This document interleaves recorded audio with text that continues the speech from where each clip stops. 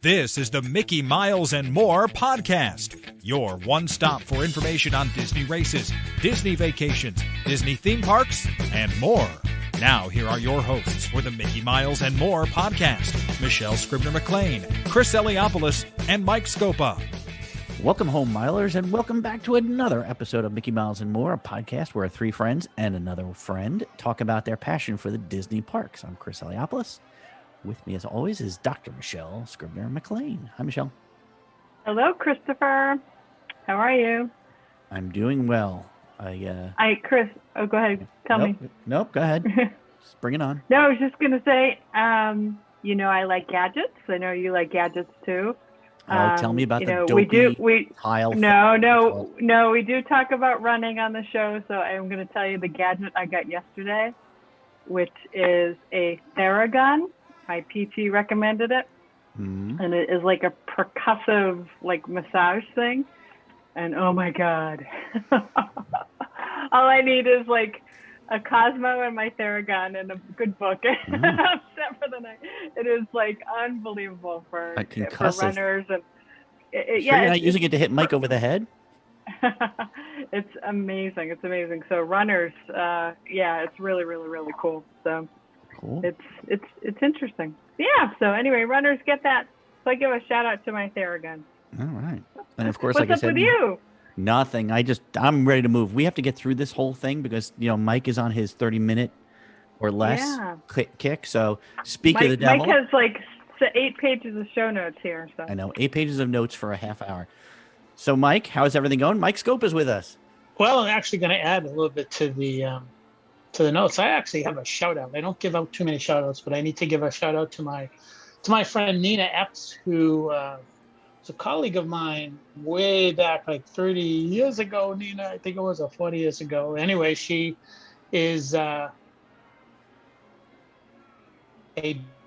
big Disney fan, and she and I have been texting over the last 2 weeks, and she's been sending me a lot of really good information. So I just want to give a shout out to Nina, and I hope to see her in a week or two. Oh, very nice. Well, speaking of friends, we've got our champion returning player. Thank you, Nina. Returning player from MEI and Mouse Fan Travel, our good friend, Beci Mahnken. How are we doing, Becky? I am doing fantastic because I'm not sitting in my house right now. Tell everybody where you are. After 420 days of being what felt like house arrest, I am sitting in the Riviera Resort at Walt Disney World, and I cannot be happier to have been on a plane, fully vaccinated, ready to get back to the magic, to experience all the things that I've missed so much and that frankly I took for granted that I got to see as much as I did. And now I'm just happy to be back, happy to see friends, happy to return to the magic. Nice. Yeah, I'm the one who likes to stay home. You're the one who travels a lot during the year as a travel agent. So I'm sure this was torture for you, where for me, it's been heaven to be home, not seeing anyone and not being bothered. So on today's episode, we're going to first mention just a little bit of housekeeping in that the buses from the TTC to the Magic Kingdom are gone for now. So if you're going down to the parks and you're parking at the TTC, just be aware that you're not going to be able to get buses. So, but really why we're talking to Becky today is because she's finally experiencing what it's like to be down there. And as a travel agent, I'm sure it's been pretty hard, Becky, to explain to your clients what to expect down there. Now that you're down there, you're getting a little bit of the feeling of what goes on. So far, you've been to that other park complex, Universal, something like that. I think that's the name. Yes, Universal Studios Orlando. I will give you the correct pronunciation of that. And you've been to downtown Disney so far. We haven't been to the parks. But I think it's good because hopefully we'll talk to you again in a week or two, maybe after you get home, and sort of you can give us the rundown. But first off, how was the flight out and down into Orlando Airport? How did you, other than feeling great, how did you feel with the protocols? Did you feel safe? Were people polite? Were people following the rules? What were the rules? Yeah, I was leaving from Seattle. So Seattle does tend to have a very conservative attitude when it comes to COVID. So everybody's masked up. Everybody's keeping 6 feet apart from each other. There's a feeling um, of respect for each other, which I really appreciated, especially returning for the first time to mass crowds of people. And the airport was very busy. It had just come off of our spring break, so things had kind of settled down. But it was one of the busiest days that SeaTac Airport had had since the shutdown. I was intrigued because when you travel as much as I do, you've got it down pat. It's like a science in the back of your head. You have to go to this door, and you have to go to this to do this, and you have to go to this line, and it's second nature. But for me, not having traveled for 420 some odd days, um, everything seemed new because I wasn't sure what door I could walk in, or which door I should walk in, or should I be in this line? Is there a different protocol to going uh, through the motions of the routine of getting on a plane? And luckily, it didn't change too much, but I was hyper aware. I was aware of the markings on the floor. I was aware of the people around me, um, and even the boarding routine, because I know that over time that has changed from front to back and then from back to front. And so you kind of really have to pay attention rather just being on autopilot, which once I got here, uh, the attitudes and the um, some of the restrictions that we have observed in the Seattle area aren't as strict here. So that took me aback a little bit because there weren't as many markings on the floor. There weren't as many of the protocol that I had just seen 5 hours earlier in in MCO. So it changes depending on where you are in the country, what protocols are in place, what rules and regulations are in place. So if you're traveling, you might take your attitude from where you are and find that you land in a completely foreign area because things are being done differently. Like here in Florida, pretty much everything is open. Off property, obviously, because Disney and Universal Studios both have their own rules and regulations outside of what Florida as a whole has put in for their regulations and their protocol. So I have been to a couple of restaurants that are off property, and it's a little bit different than home where we're still at 50% capacity. And as a matter of fact, they were looking at rolling it back to 25 because we had a spike in the Seattle area. But here it's on property, it's 50% still. Off property in some areas, it's 100% in the restaurants. So it really depends with barriers, Becky, with barriers between people, or Nope. Just a regular, pre-COVID looking. wow. Pre-COVID And looking. what about servers wearing masks? Yes, servers have been wearing masks everywhere that I've been. Let me distinguish that on property at Universal and what I've seen here so far. They have distance tables. So it's not like you have one table next to another table next to another table. However, when I was off property, I did observe that. So again, it really depends on the business that you're going into. But if you stay on Disney property or you stay at Universal, as of today, as of this recording, there's still distancing, masks on all servers, and of course they require you to wear a mask if you're walking through the restaurant. But if you're sitting down actively eating or drinking, you can remove your mask. But if you have to get up to go to the restroom, you have to put your mask back on. So I think the interesting part is, since I've been here, the first few days at both locations, both at Disney Springs and at Universal, they were still taking temperatures. And it was just today that we found, or yesterday, that they said Universal dropped the temperature requirement and Disney will be dropping the temperature requirement. So Oh wow. I think that we're in this position now that things are changing so fast that we could say, here is what you can expect today. Right. But tomorrow it might be completely different. So you really have to pay attention to what's happening at the destination that you're traveling to. So I'm sorry. Let me just ask this one because this was a big question for Michelle, and I'm going to ask it for her unless she wants to ask it. When you go down to Disney, you tend to rent a car. Yes. Michelle's had some issues lately looking to rent and the costs of them. Any issues that you want to discuss about the rental cars down Yeah, there? the rental car situation is a big problem worldwide. This is not something that's happening in Florida.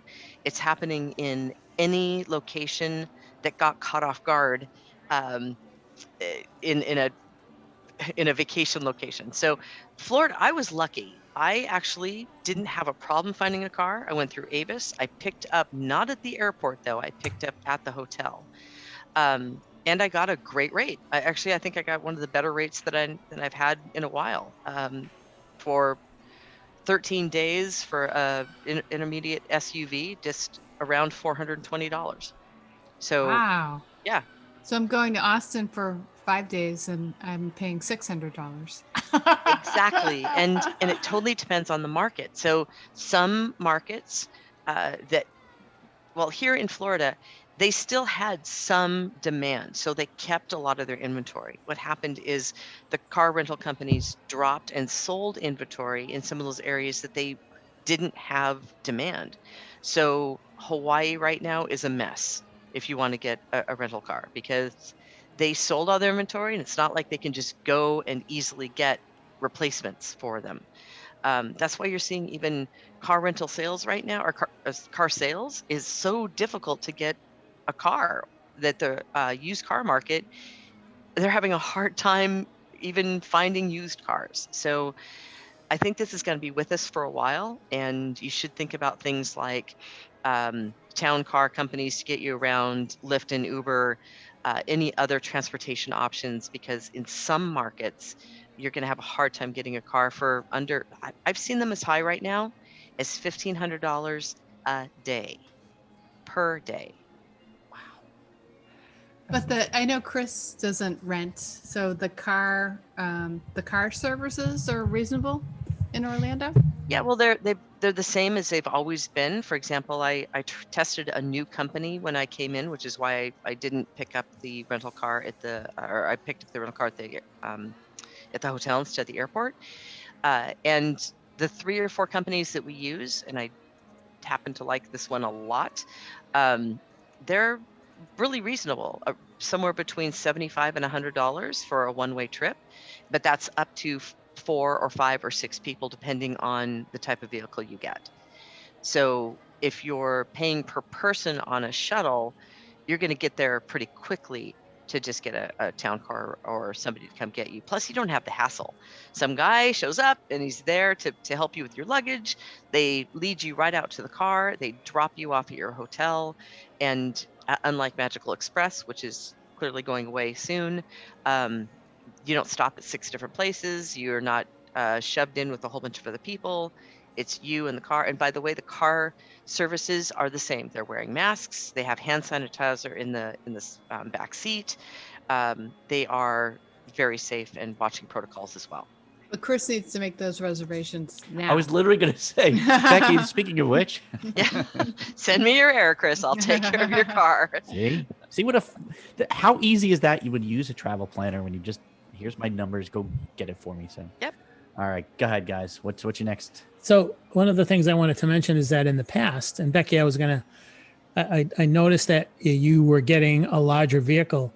Mm-hmm. In the past, sometimes renting an SUV was less expensive than renting an economy car. And I'm wondering if that's what you're seeing down there. That's number one. Number two, what I have seen and heard is that there are some people who have gone down and who have decided they're going to go over to the local U-Haul and rent a van for $19 to $24 a day, and they're going to use that for their car when they're down there. So I just wanted to make those 2 points, but I'm very curious to see if you noticed that the larger cars are not as expensive as the economy and the Gotcha. small compact cars. Yeah, and that's a really good question. And it is all supply and demand. So this is something that is pre-COVID is an issue, or not an issue. It's a good thing, actually. You just have to be observant when you're renting a car. And so many people just hop in and think that the lowest economy is going to be the cheapest. They grab it and then figure out that if they would have just scrolled down a little bit farther or looked at other options or other rental car companies, Right. you can get intermediate SUV for lower because they may have more of them available, Yeah. and the economies just aren't there. So it's priced on supply and demand. So always, always look at all the options and don't be in a hurry when you're booking any component, which is what good travel professionals do, is make sure that you've got the best deal and the best situation for that deal. Happens with the hotels too, and cruise ships for that matter. You might sometimes, not unfortunately not Disney, but on other cruise lines, you might see that an ocean view is actually more expensive than a balcony sometimes because there are more balconies available. So Becky, how do you, if somebody is going to book with you and your agents, how do your agents prepare to give them advice if things are changing so rapidly and everything's so fluid? You know, if you had a family of 4 who wanted to go in a month and you were going to, you know, train your agent to give them the best information, what do they do, or what do you do?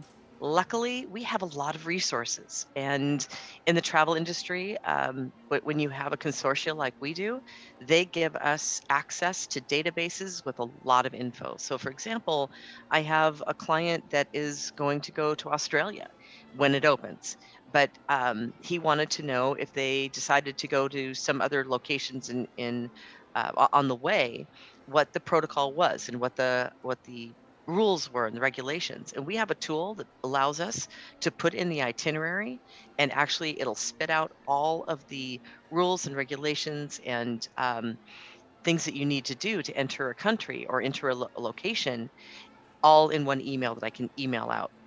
And all the protocols are changing quickly. And that also is not just international, it's also within the United States. So if I plugged in Florida, it will tell me exactly what is required in those locations. So luckily, we have resources that we can share.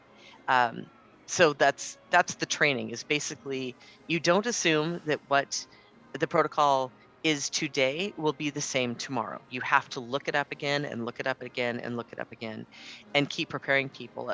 A good example of that right now is one of the very first cruises that's going to be sailing is a Royal Caribbean ship out of the Bahamas on June 12th, which I'm sailing on, by the way, and I'm so excited. Um, but yeah, I know, Chris. I know, Chris. But the Bahamas has changed their requirements a couple of times during this waiting period between booking and now. So every few days, I go in there and check what the latest information is. For example, they required everybody to get a certain test 5 days before you actually travel to the location. And that means a lot of timing. You have to actually make sure that you take it and get the results back before you travel and still stay within in that 5 days.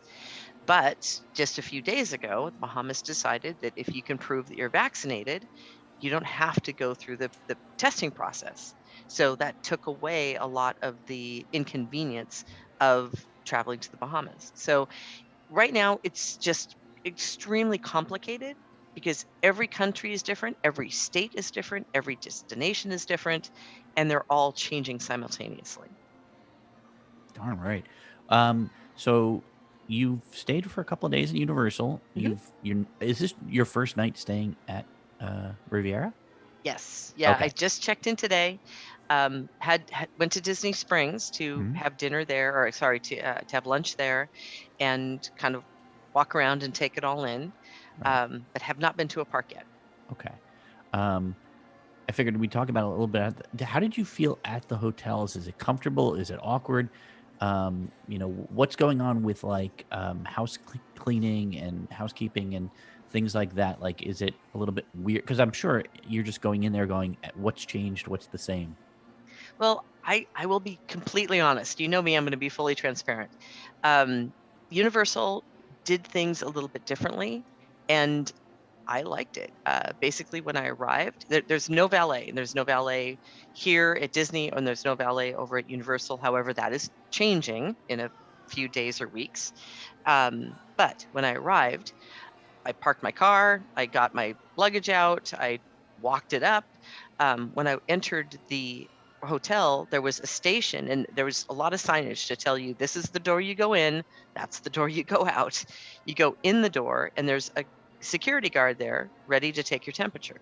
They take your temperature, and then they give you a wristband so that it shows that you have been checked that day, and you can freely move about the hotel without an issue because your temperature was checked.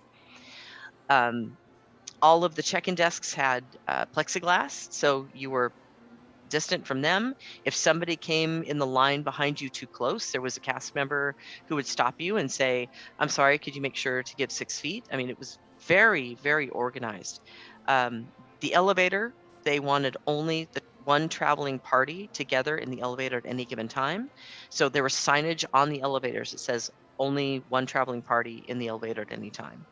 So I felt very comfortable. I felt that the cast over there was making sure that people were adhering to the rules. The rules were posted everywhere. There was no question, which was nice. And one thing I really liked on housekeeping, and also their club levels were open. So there's a couple things here. Housekeeping, they didn't come into your room. There's actually zero housekeeping. But if you need towels, you need coffee, you need garbage pickup, you had a text number that you could text and say, "Could you bring me more coffee?" And then they would bring it up, hook it on your door, or put it outside your door and knock on the door and leave. If you wanted towels, it would do the same thing. Or you put garbage outside the door. So you never had contact with somebody, which was really cool. And it was fast. I asked for extra coffee at one point, and it took less than 5 minutes to get a whole thing of coffee delivered to me. In their club levels, which used to be like a buffet style setup for breakfast, lunch, and dinner, instead of having buffet set out, you would walk into the club and they would have on display the different choices. And you would say, "Yeah, I want some mac and cheese, and I'd like a chicken satay." And they would then put it in individual to-go containers for you and give it to you so that you could take it back to your room. So it was really well done. I felt safe. I felt comfortable. When I checked in here at the Riviera, it was it was different. There was no temperature check when I got here. However, there were cast members there with shields, mask shields, and face masks. And you have, of course, remote check-in, so you don't even have to talk to somebody. That was very comfortable. And on housekeeping here, you can turn down housekeeping altogether, which is what I did. Or you could have every other day what they call light housekeeping, which means they come in, they do the trash, take the towels, and that's it. Oh, I like that. That's a nice little. I wish they had the text here. I tried that to see if, because there is a text chat for questions here on property, but it's not specific to the hotel. So that's the only thing I think Disney could have done a little better. Okay. So Mike and I have been having this conversation about the restaurant reservations and the park reservations. You and I spoke a little bit offline about this. The big question we were having is park hopping and dining reservations. And so here's the theoretical one. And here's the funny part. By the time this even comes out, it might change because Disney is changing constantly. So like, just take it with a grain of salt, everyone. You've signed up for your park. It is Epcot. For dinner at 7 o'clock, you've decided you want to go to Via Napoli. You've made that reservation. 2 o'clock, you and the family decide, I want to go over to Hollywood Studios and walk around Batu or whatever you want to do.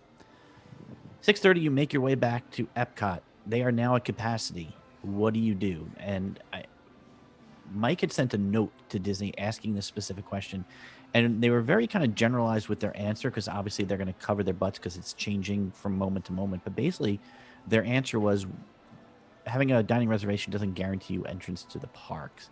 So if you do have a problem, contact customer service or whatever the people are, right? And see if you can get in. Can you get back in to that park that you have a reservation if you are able to? With the full caveat that things are constantly changing. Yep. It's my understanding that as long as you had that park reservation in that park, you could return to that park. Mm-hmm. That's been what we've been told. Now, of course, something could have changed along the way. However, I know that they have been saying that if the park is at capacity, you can't go in there if you've got a dining reservation. But let's say that you made a reservation in Hollywood Studios at Brown Derby, right? Right. But your reservation was actually in Epcot, and you park hopped to Hollywood Studios, and it's full because you didn't have the park reservation there. You would not be able to go in to Brown Derby. That's where that comes into play. Not so. Our advice to everybody has been, please be sure to make your dining reservations in the park that you have a reservation for. So that is my understanding. That's what we've been told. Again, it has been changing, so at this point, I could be out of date. I will let Mike read to you their answer just in case you wanted to hear it. Mike, what was their answer to that question, or the response? So rather than read the whole thing, there is one line that sort of validates what Becky's saying, and it says, "We recommend guests book in-park dining and other experiences at the park where they have a Disney Park Pass reservation," which means What we said. not the park hopper, not Destination. the park hop, not the park you're going to hop to. So I think what that kind of, to me, says what Becky's saying and what you're saying, Chris. So you have a park reservation for Epcot tomorrow. You have a dinner reservation for Via Napoli at 7. At 2 o'clock, you go over to Disney Hollywood Studios. You come back at 6 o'clock. Your park reservation, and Becky, correct me if I'm wrong, your park reservation is good for the entire day. That is my understanding. That is my understanding too, from whatever to closing. So I think that's the answer, Chris. Okay. Yeah. I do think though that if you left Epcot and you had a reservation at, say, give me a restaurant, Mama Melrose in DHS, and that was at 7 o'clock, and the park was at capacity, then that's where the fun begins. And the response that I had was a little, it was irritating because it says, dining cast members will be happy to discuss your situation. Right. And that's You know? that's where that comes into play, where they say, Not if you resolve don't have it. a park reservation there, a dining reservation is not going to guarantee you entrance into the park. Right, but if you had already made the reservation and the park is at capacity, then obviously you can't get in. Right, So when you hopped to. it should be a no-brainer that you can cancel, because you Without had losing your deposit right money. because you had no idea within 24 hours that the park was going to be full. Well, that's why they're telling you that make the dining reservation in the park you have a reservation in. Right. They're basically saying they can't guarantee that they still won't charge you. They're trying to be Correct. nice and saying, check, we'll try to do our best for you, but they're Correct. covering their And again, and that makes total sense if you think about it. They're telling you to make sure you make a dining reservation in the park that you have a reservation for, so you don't run into that situation. So So you can that still makes- park hop, yeah, you can still park up, leave, and come back is what my understanding is. And I'll dig a little deeper, and if I find out that there's something different, I'll make sure to update you. One last question before we move on to something else, but I just wanted to ask. I was under the impression that you could only park hop to one other park in a day, and is that not true? I know That's it's changing. I know. Yeah, I know. That's I was told yes that it was supposed to be one other park, but I've also heard that you can park to multiple parks. So I don't know how The they jury's out. are. Yeah, I don't know how they could possibly tell, because you don't have a park reservation to go to the park you're hopping to, and they're certainly not. If you have a park hopper ticket, are they tracking that? I've heard it both directions, so that's another Okay. one that I'll see if I can actually get a real answer to. Okay. So the CDC has just informed us that cruising in the United States waters will start coming back by mid-July, but they're going to have a 98% of the crew and 95% of guests proving that they are vaccinated, meaning they're probably going to you're going to have to get on a cruise. You're going to have your vaccination card. Beck, what's the Disney Cruise Line info that you know? Well, There's actually two sides to this story. Oh, There are two paths. The CDC has allowed for two paths to return to cruising. The first one is the one you just said, that they require 98% of the crew and 95% of the passengers to be fully vaccinated in order for a cruise line to start sailing immediately. Okay. So for some of the cruise lines, now that people or kids 12 and up can now be vaccinated, most of the cruise line, that 5% is usually those kids between 1 and 11.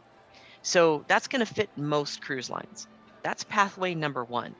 Pathway number two doesn't require that level of vaccination, but they require a cruise line to do what they're calling the test cruises. So they have to go through all of the hoops to be okay to sail. So if you're not going to go with the vaccination route, then you have to go through the test cruising. I believe there's a requirement of vaccination, but it's not 98%. So it would allow Disney to return with the kids, with the level of kids. But that cruise line has to go through a test phase for every single one of their ships, meaning they have to test with passengers, which could be the employees of the cruise line. It could be travel agents. It could be volunteers. It could be whoever the cruise line deems are the volunteers.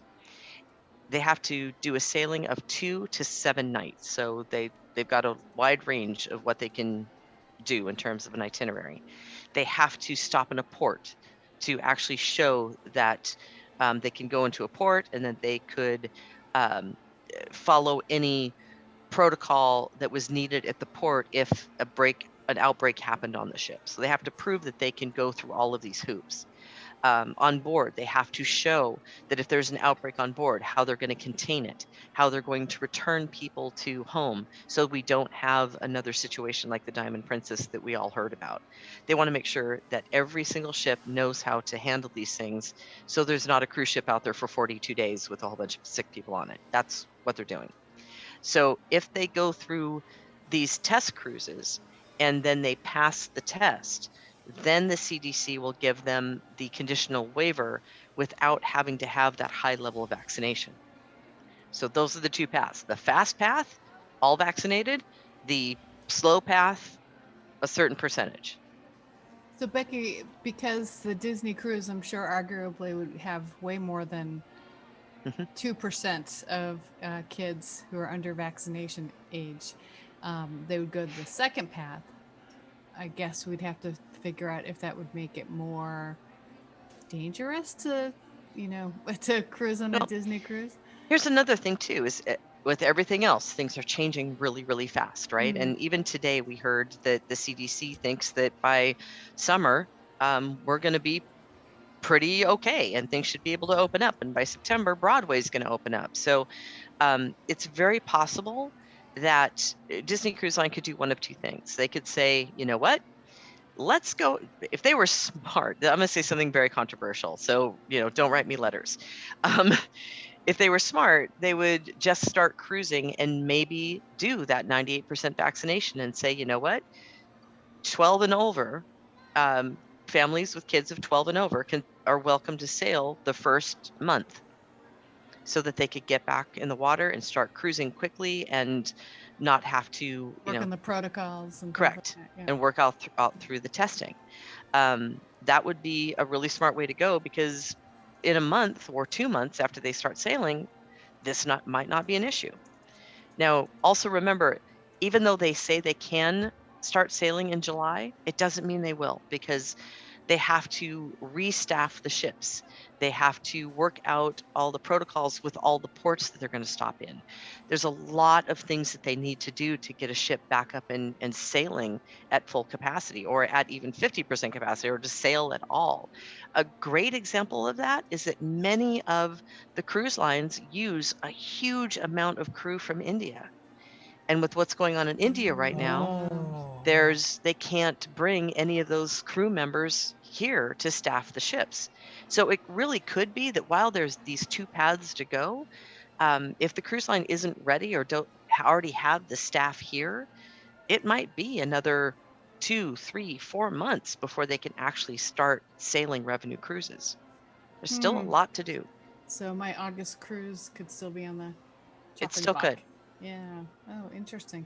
So the ports of call also, I mean, I would love to have a Disney cruise where I didn't really even go to any ports of call, just as at sea every day or Castaway Key, you know. Yeah. So it'll be really, really interesting.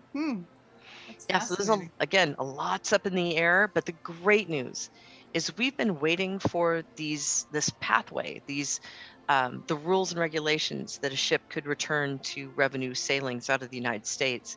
We've been waiting for this since last October, and to finally get it means that people can start at least moving forward and getting their vacations going again, and not have to go through another year of cancellations and missed dreams.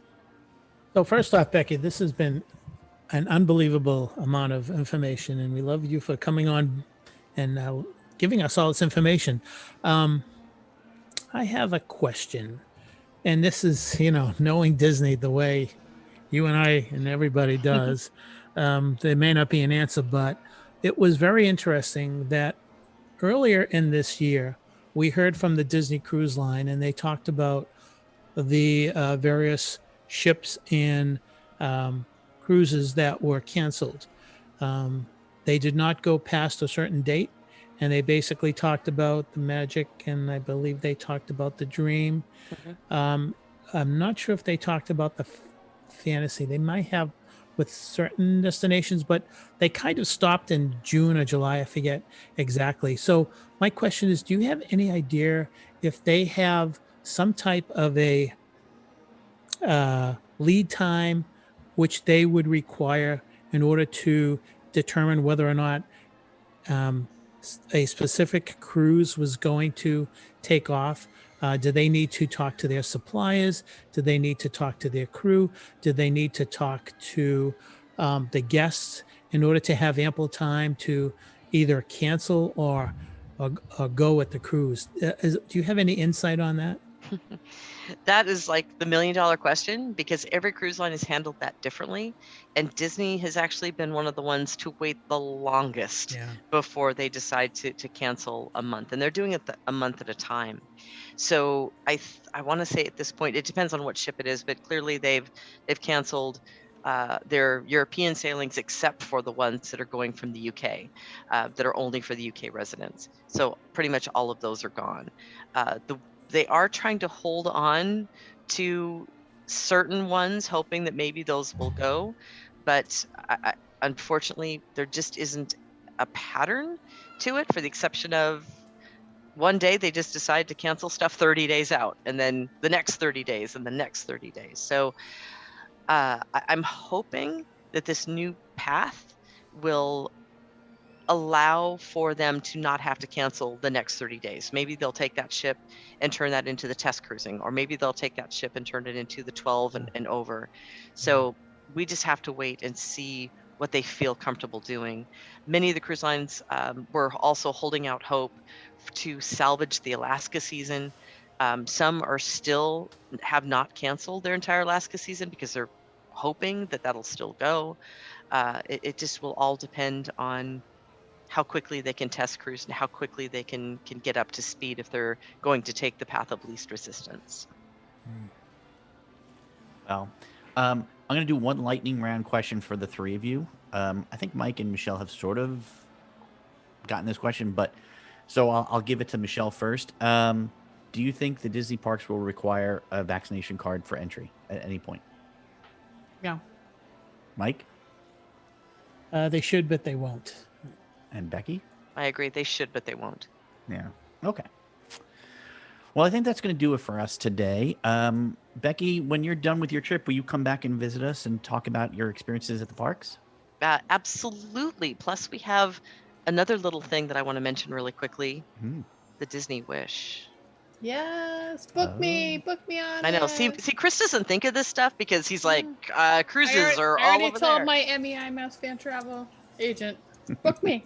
Awesome. Book him, Dano. I can just mention something really quick on this because it's brand new and it's something they've never done before. They have split out Platinum. So when it opens up, where they're telling everybody that it's going to open up on May 27th, that's to the general public. So it used to be they would do platinum one day, gold one day, silver another day for the Castaway Club, for those who aren't aware. But instead, they have now split out the platinum itself into 4 different days. Yeah. So if you have cruises of 25 or more cruises with Disney, Like you get your Chris. first crack at it on May 17th. It's a very small percentage of people that have that many cruises, but it's enough to fill the phone lines when you have something like the Disney Wish coming on. Yeah. If you have 20 or more, May 18th. If you have 15 or more, May 19th. If you have 10 or more, May 20th. If you're gold, then it's May 24th.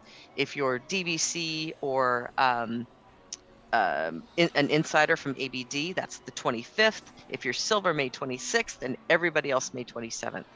So there's a long time, and everybody's gunning for that maiden voyage, and it's going to be priced accordingly.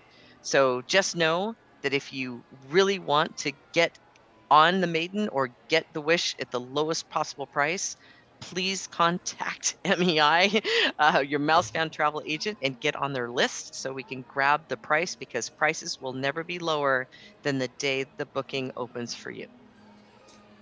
Wow. Oh, and can you guys book DVC? If you're using points, no, clearly.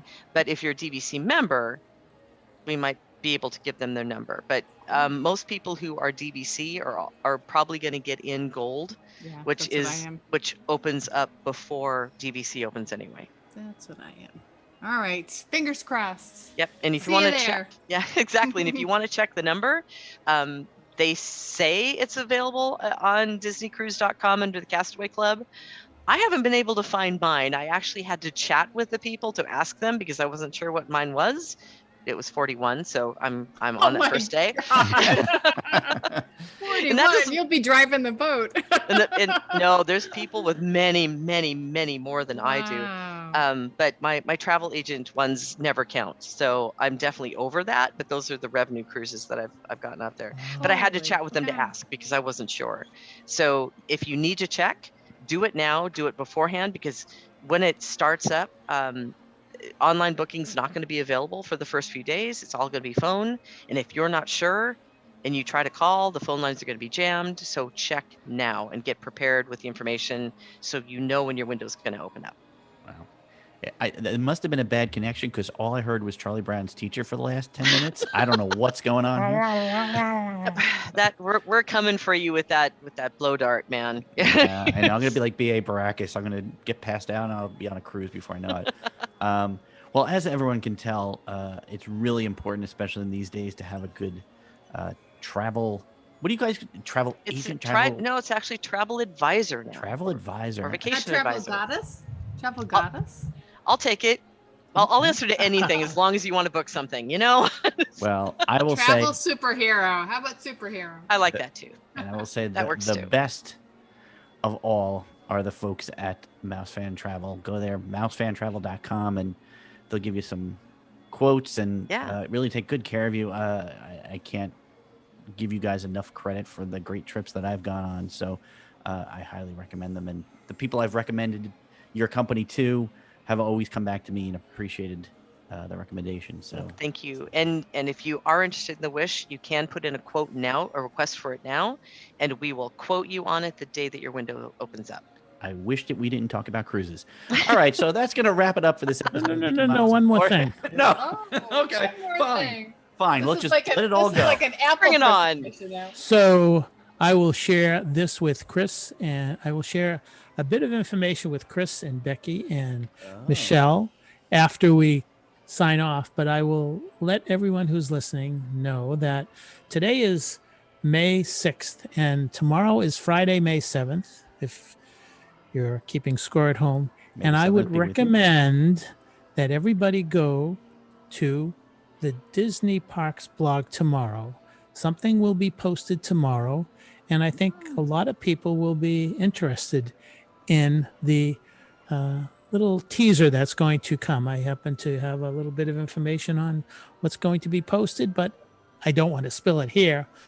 But I would just Okay. recommend that if you're listening to this on Friday, May 7th or later, Well, I this is would coming go out over to- tomorrow. It's coming out May 7th. Yeah. So yeah, go over to the Disney Parks blog, because there may be something there that is going to make you smile and maybe say, "Oh, wow, it's been a long time since ... well, And I'll leave it at that. Intriguing. what a tease. All right. Well, if you want to continue this conversation, please join us on our Facebook page at Mickey Miles Podcast or on Twitter at Mickey Miles Pod. For Dr. Michelle Scribner-McLean, Mike Scopa, and the ever lovely Beci Mahnken of Mouse Fan Travel, I'm Chris Eliopoulos. We'll see you on the road, in the parks, and welcome home, Beci. Thank you. So excited. We hope you enjoyed listening to today's episode of the Mickey Miles and More podcast. For all of us here at the Mickey Miles and More podcast, this is Rick Gregg saying thanks for listening and all your support. And until next time, we'll see you on the road.